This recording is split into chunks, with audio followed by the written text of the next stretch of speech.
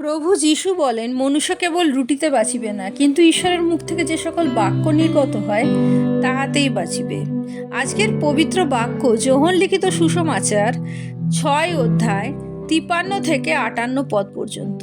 যীশু তাহাদিগকে কহিলেন, সত্য সত্য আমি তোমাদিগকে বলিতেছি, তোমরা যদি মনুষ্যপুত্রের মাংস ভোজন ও তাহার রক্ত পান না করো, তোমাদিগতে জীবন নাই।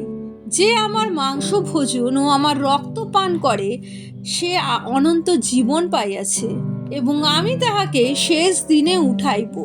কারণ আমার মাংস প্রকৃত ভক্ষ্য এবং আমার রক্ত প্রকৃত পানীয়। যে আমার মাংস ভোজন ও আমার রক্ত পান করে, সে আমাতে থাকে এবং আমি তাহাতে থাকি।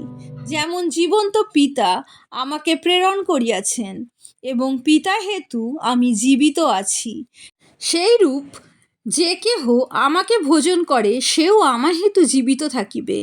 এ সেই খাদ্য যাহা স্বর্গ হইতে নামিয়া আসিয়াছে।